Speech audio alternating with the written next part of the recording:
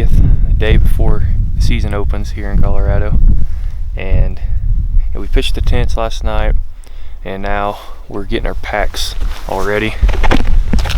Madison, he's shooting his bow.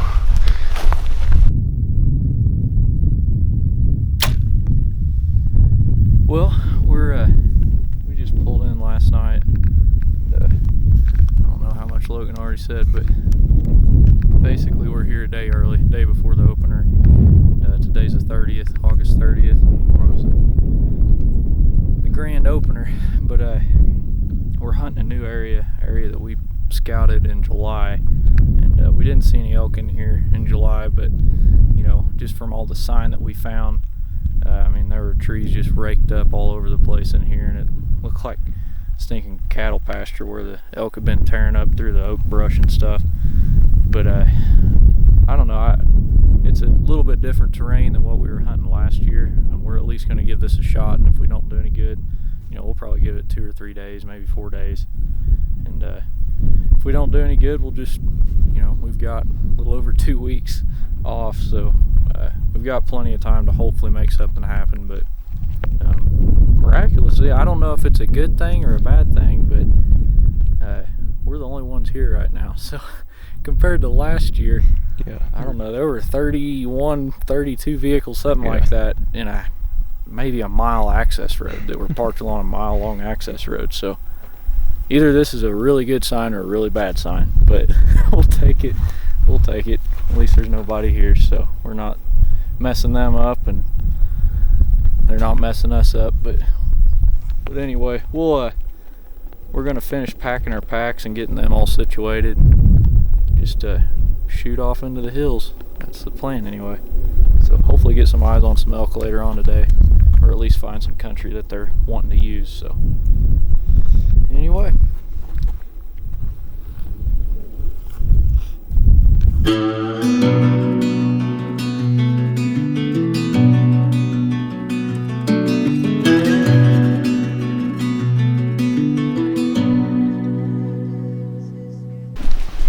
well, we dropped the packs a ways back.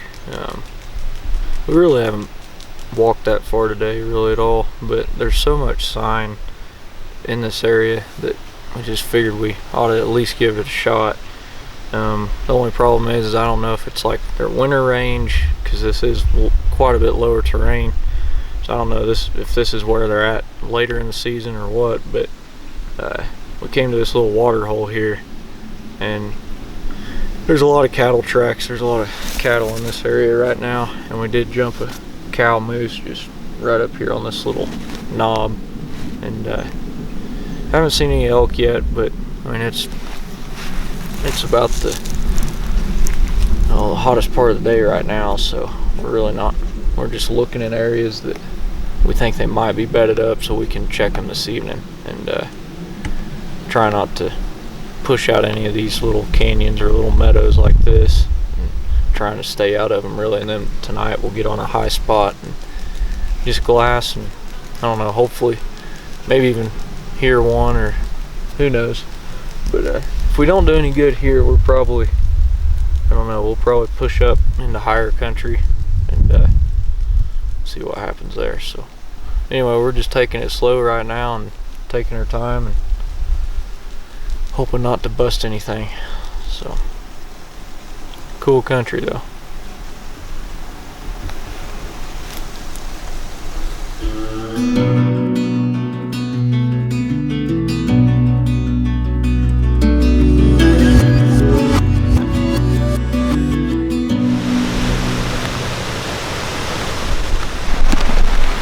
Well, we got set up just in time.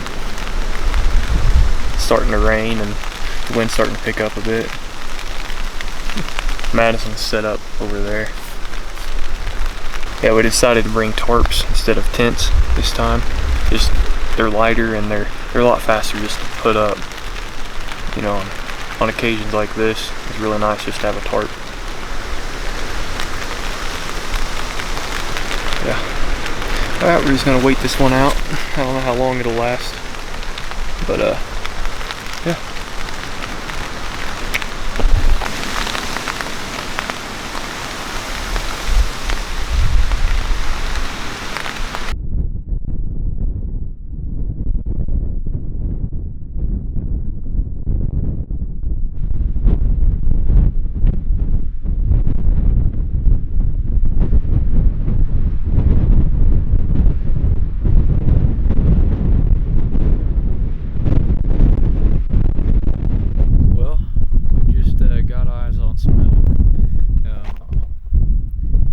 so windy over this lip where we're glassing. I had the spotting scope on them, and I couldn't tell exactly.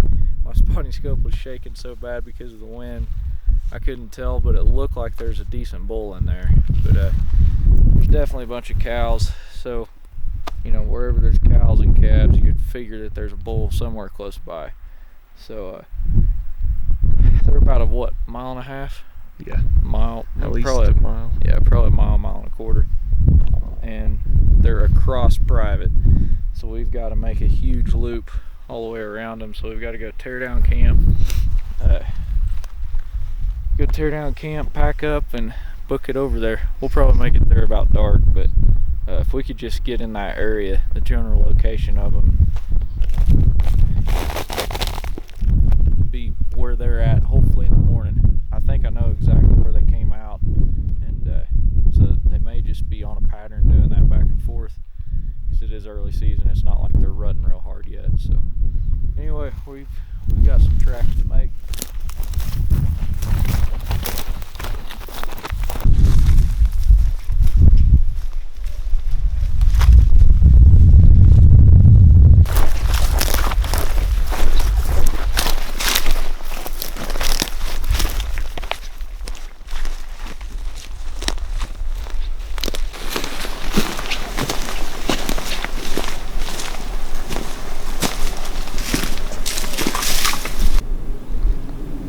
Let's cut that way just a little more, then we'll call it good.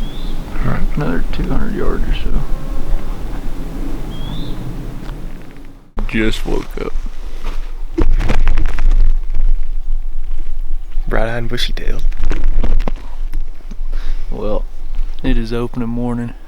We just packed up camp. Last night we came down the side of this hill here, and I don't know, we probably made 3/4 of a mile, maybe a mile. I doubt even a mile, but it got dark on us. And last night, we're actually down in the valley now that those elk were in last night. And they were down here another 3/4 of a mile. And so what we're probably gonna do, I can hear water running down there. So I don't know how well they'll be able to hear us. I mean, it sounds like there's pretty swift water down in there. But we'll probably try to make it another 1/4 mile before we even rip out a bugle or anything. So we didn't hear any calling last night at all.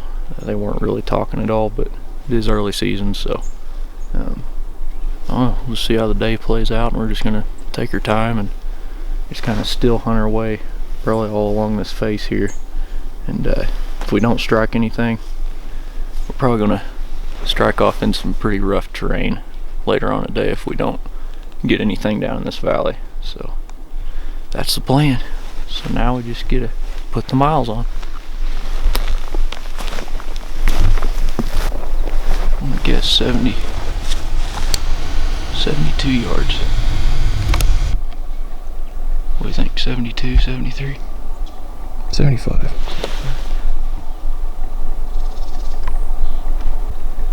Oh, you nailed it. I nailed it? Oh. 75.1. See, I don't even need a rangefinder. Well, here it goes. First bugle of the season right here.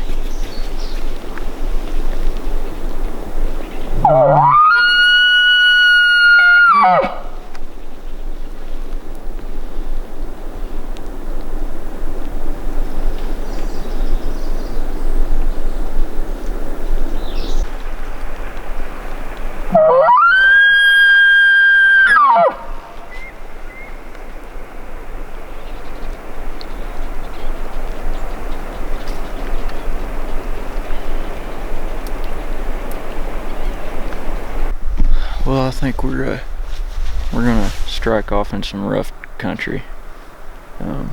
We've just been, this is pretty much where we saw the elk come out of last night, and I'm assuming they hit that far slope over there, and they're probably just working their way down this valley. But we've got, I'm pretty sure they're working cattle down in here. There's a lot of cattle back in here, and we heard dogs barking last night, so I'm assuming that's what they're doing. And there's 2 or 3 trucks just pulled in right down here in the valley. This is all private right here, and so I'm pretty sure this valley's probably done for a few days anyway. There's elk in here. It's just I don't want to be you know, have the possibility of being on an elk and then, you know, a dog comes running through or something. So I think what we're gonna do is we're gonna strike off in some nasty terrain, boys. Yeah, that's what we're in for. It looks more like a sheep hunt than an elk hunt. But on the map it looks like the back end of this opens up quite a bit. There's no trailhead, there's no trail in there, but we're just gonna make our own trail, I guess. But who knows? Well, it looks pretty good on aerial back in there anyway, so we might spend at least a day in there and just see what it looks like. And if it looks too arid and too rugged for elk terrain, then we may just pack out and go find another spot. So that's the plan. That's the plan. Remember what we were saying about being sheep country? Yep. There's your proof. I just saw a rumpled one looking at us. I thought it was an elk at first.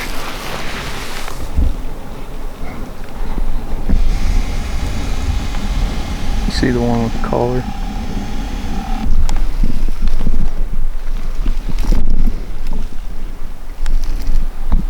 Well, we just fueled up, ate a quick bite, and I'm looking at a slope right now that we're talking about going up.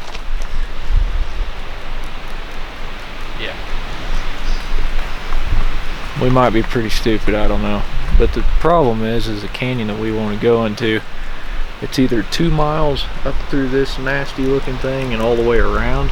You can see how many deadfalls, and it's nothing but a boulder field and deadfall field everywhere in here because of the burn that was in here years ago. So we could either go that route, and it'd probably take us the rest of the day. It's about 1 right now, 12:30. And the thermals are kicking right up through that drainage. So our theory is we could cut off about a mile if we went straight up this slope. But I don't think our legs are gonna appreciate that. Well, I got filled up with ramen, so I'm good to go. All Ramen. I had was bananas and strawberries. Bananas and strawberries. Oh, and jerky. Oh, and jerky. And jerky. Well, that might be rough. I say let's try it. Okay. We're sitting at 8,500 feet right now. And the top of that is like 96, 97. That's just that part that we can see. It goes up to 10,000 up there, so that sounds like a blast. In less than a half mile. Let's try it. How do we talk ourselves into these predicaments? I don't get it. We always do something crazy. Hey, let's go climb that mountain. This is only day 2. We've got 10 more days of this.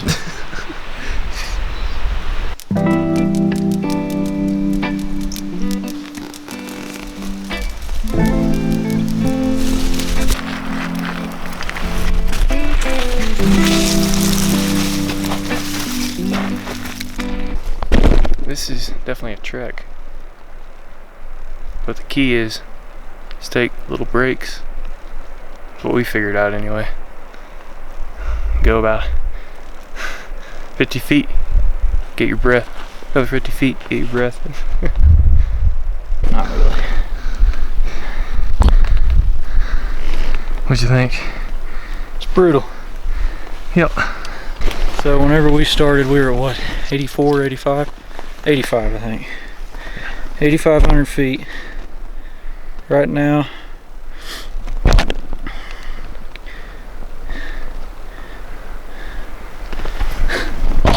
almost 9,400.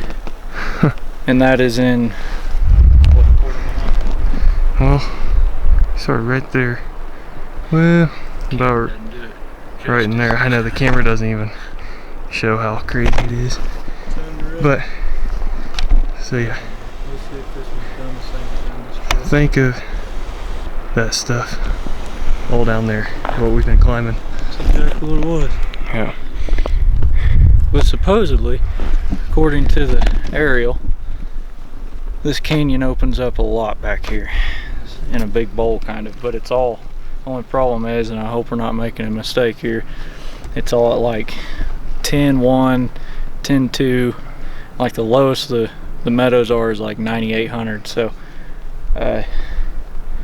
hopefully they're up this high. I mean, as warm as it is, I wouldn't doubt it, but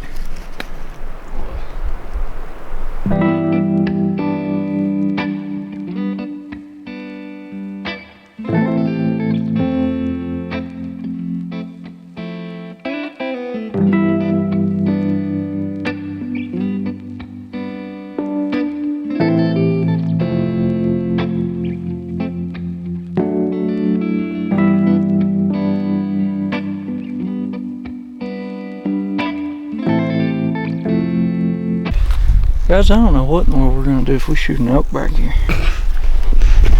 This looks like a good spot. That was brutal. Yeah.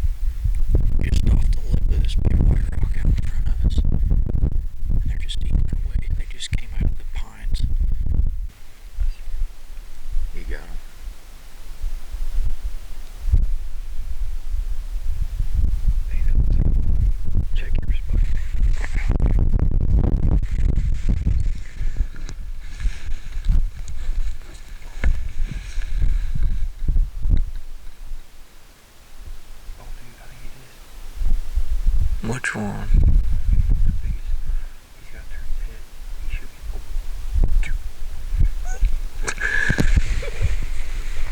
Are you filming it? Okay. Alright. Well, Logan just went nuts, so evidently it's a good bull. Oh, dude. I gotta zoom back in. Oh, dude, that's awesome. Let me zoom back.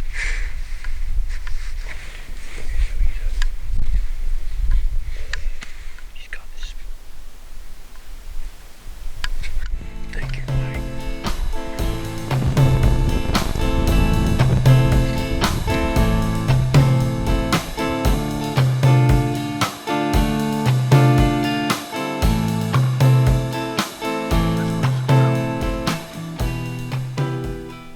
Hard work pays off.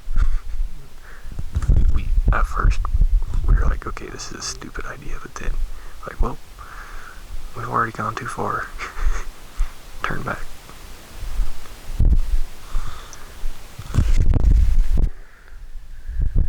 So yeah, we hiked about, I think that's him right there.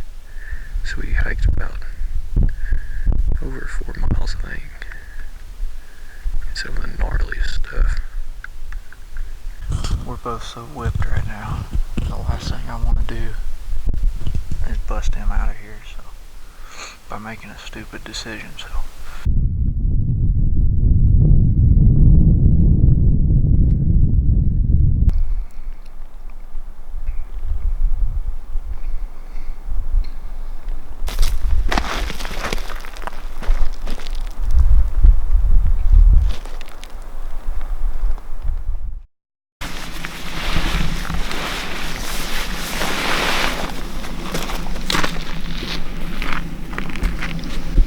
Well,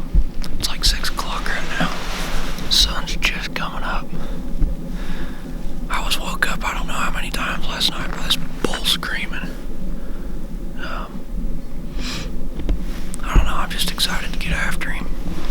Man, last night I ate a stinking protein bar. That's all I had for supper.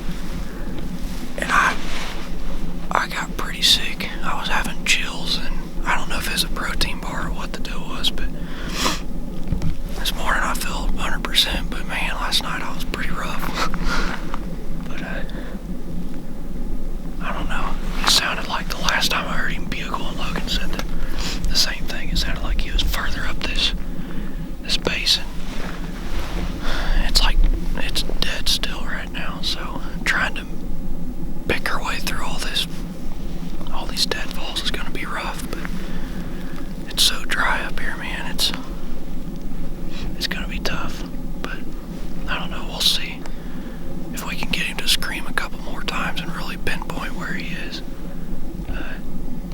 I don't know if we'll swing around and go way that way, or if we'll go way down this way.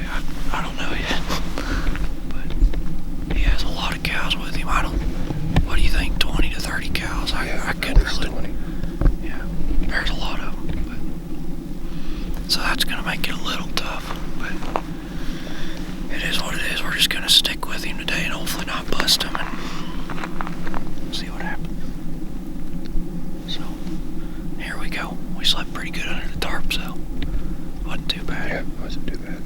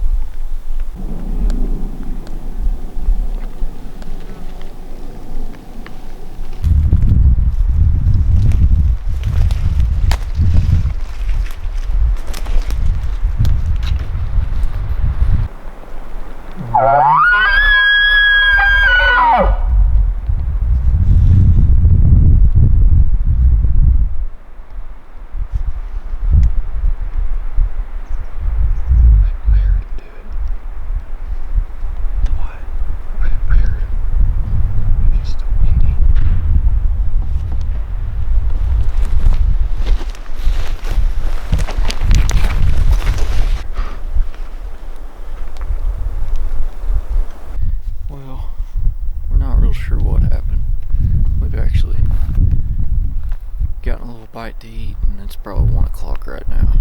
And I don't know really what happened, to be honest with you. We came down off this little side hill, and he was bugling just right in here. He answered me real aggressively, and so we cut the distance probably another 50 yards or so, and it sounded like he was 150, if not a little closer. Cut the distance, and then I bugled again, and as soon as I bugled, and the wind was kind of side hilling, but they were still down below us, so we know they didn't get our wind, and we couldn't see them worth nothing, so I'm sure they didn't see us, and we were moving pretty quiet. But my theory is he probably just didn't want to fight, and he has so many cows down in there that I don't know. I think he just pushed them out, but I don't know. Logan said he thought he heard another bull just a few minutes ago, way off. But the bad thing is we're getting low on food. This is day 3 that we've been out here. 1 day of scouting and then 2 days of hunting. And I've got enough food on me to probably last both of us one more day. But I don't know. We're gonna go check a high meadow up here and a little water hole and see what that produces. And if there's a wallow in there, we may just sit on the wallow. I mean, he was all muddied up yesterday, so I know he has a wallow somewhere. So, but anyway, just kind of that's part of it. I wish I knew exactly what happened there, but we never saw the elk. We heard him take off. We were probably within, I don't know, between 60 and 80 yards, I would say, the closest elk. And but anyway, I think he just moved them out. So anyway, we're gonna shoot on up the drainage here and see what else we can produce.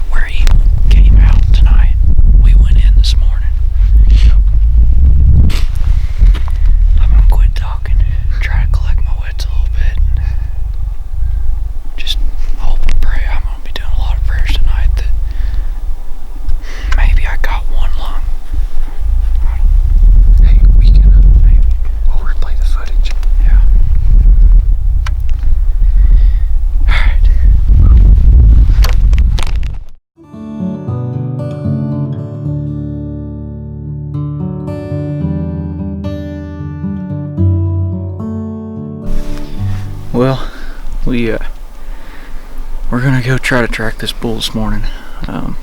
It's probably 8:30 right now, maybe a little after. We slept in till about 7, I'd say, and then we hiked up to a little lake up above us and got some water, refueled. And, I don't know, we've given him probably 13, well, probably more than 13 hours, and probably 13, 14 hours that we haven't even pressured him. The only thing is, and I hope it goes one of two ways. I hope we just find him. I think it's going to be a tough track job anyways because the hit was so high. There's a possibility that I caught the top of one lung, but I just don't know, man. I did not sleep. All my dreams last night consisted of the release of that arrow, and I don't know. Watching the footage back though, it looks like, and it's hard to tell on the little screen, but it looks like whenever my arrow was halfway to him, he literally drops 6 to 8 inches. And I don't know if that's just because of the little screen that we saw that, but it's hard to tell. Regardless, I hit him where I hit him, and there is one good thing. Yesterday we had 3 bulls bugling around us, and one we call a chuckler bull, which is I think the biggest bull in here. He's way up top, probably another 300 to 400 foot above us right now, and he's been bugling quite a bit this morning. And then there were 2 down in here. Well, I shot one of them, and right now, right where that bull ran in, there's a bull bugling. He bugled probably 5-10 minutes ago. He hasn't bugled a lot, but we've only heard 2 different bulls. So I don't know. I'm hoping that maybe the bull that's bugling, if I did make a non-lethal hit, I hope that's him bugling, and then he's all right. And but if it's not him, then that means we may have a dead bull laying somewhere down in that canyon. So I don't know. It's a roller coaster of emotions, man. I hate it, but it's part of bow hunting. And you know, looking back, I don't. There's only one other thing I would have done different, and that's whenever he was raking that tree, I probably would have just made a beeline right for him because his mind wasn't on anything but busting up that tree, and he did that for what, a good 5 minutes probably. Oh yeah, at least.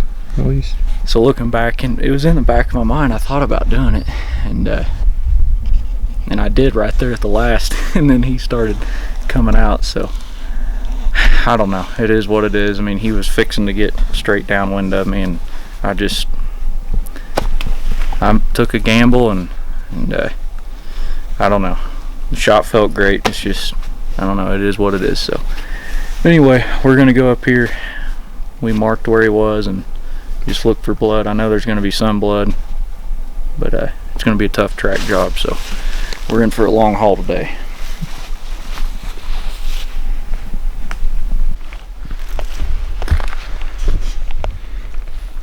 Well, we found the arrow just laying right here, and you can tell, I mean, it sunk pretty much to my wrap, maybe a little past, because there's blood up in here. I don't know if he reached around and just broke it off, or if it just, his shoulder blade might have snapped it, but there's a lot of fat up towards the front of it, but there's a ton of blood on there. It's just super dark blood.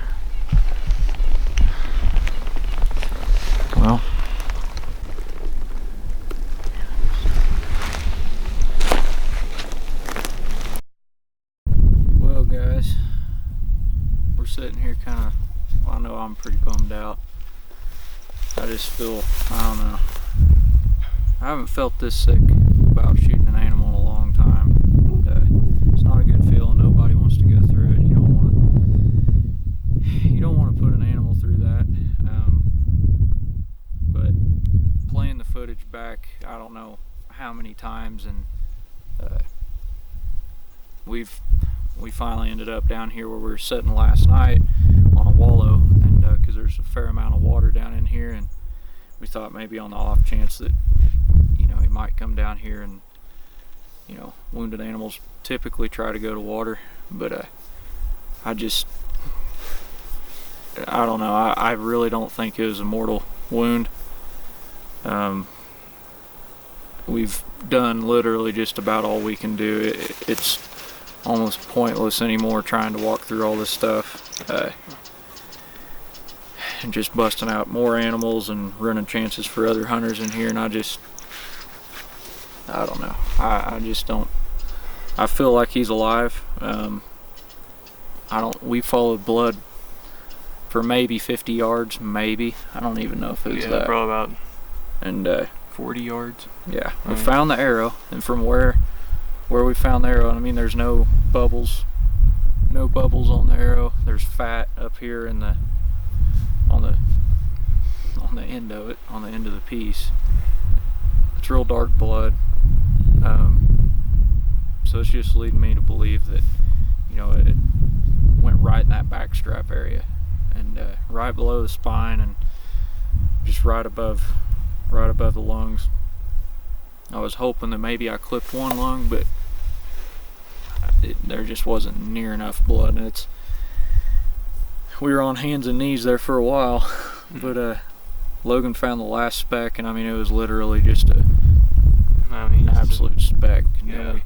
The only way we were really finding any blood was on deadfalls. Even in the 50 yards that we found blood, it was really only on white rock and deadfalls, just because once it got in that grassy stuff, you couldn't find it at all. But I don't know. I think we're gonna get off the mountain. Logan's pretty much out of food, and there's still a lot of elk in here. This is an unbelievable place. It's way back here, but I don't know. I'm gonna probably send the footage of the shot and everything we think, send it to a couple buddies that are big time elk hunters, and see what they think. And if they think he is dead, I will go to the ends of the earth to at least recover the animal. I mean, even today, I don't think his meat would be good today if we found him at the end of the day. It just makes me sick, man. I don't know. I think if we just go back to the truck, go into town, and kind of regroup, and I don't know, make some phone calls and go from there. I just feel horrible, man. I've been on the verge of tears for the last 2 hours, it seems like. It's just, man, you work that hard for an animal. I know I'm not the only person that's had this happen to him. It's just, you never wish that, you know. He was totally in my wheelhouse of comfortable shooting range, and I just, playing the footage back, like I said this morning, I really think, according to that little screen on the camera, it looks, my arrow is halfway to him and he drops, and dropped probably 8 inches, if not a little more. But that's what it looks like anyway. It was either that, or I mean, the shot felt very well executed, but maybe, I may have, adrenaline and nerves are going like crazy at that point, so there's no telling. It's just, I was nervous too. I was behind the camera, I was nervous. It was a once in a lifetime opportunity. I feel like, just because the way the whole hunt played out was just phenomenal. I mean, chasing those elk for 2 days and staying on the same bull, well, actually 2 bulls, and then there was a 3rd bull in here. And, we knew there was a giant bull in here, and then him, which he's a stud of a bull in my opinion, regardless. But I don't know, everything just went right up to the shot, and that's just the way hunting is, man. It's why we keep coming back for more, man. It's that push of pushing yourself to the absolute limits and going in places that not many people go. And this was some of the most rugged country I've ever in my life hunted. Yeah. It was brutal. It was brutal. But anyway, we've got probably a good 6 mile hike out of here, maybe a little more. Yeah. And I guess that's what she wrote, and we'll check back with you guys after a while, and after I hear some well calculated opinions of some of my buddies, and some buddies that probably won't let me live it down for years to come, but I'm not going to let myself live it down, I guarantee you that. But it is what it is. So yeah, Anyway, we're gonna get out of here. We've got a good 6 to 8 hours before we get back to the truck. We still gotta get to the packs. Yep, the packs are a half mile back that way. Yeah. Alrighty. I will say this, we pretty much gridded the whole side of this slope, and we gridded it with the wind in our face, just in case. I mean, you can smell a dead animal, especially with as many hours as we gave him. You should be able to smell them, and we didn't smell anything. But we came all the way down to this meadow, and we'll probably grid our way back up to the packs. And so we're not giving up just yet. It's not that I'm ever going to give up. It's just I feel like I need a better opinion on this than just myself and Logan. So yeah. Anyway, I'll quit talking. We're going to start hiking out of here. So we'll see you guys after a while, I guess.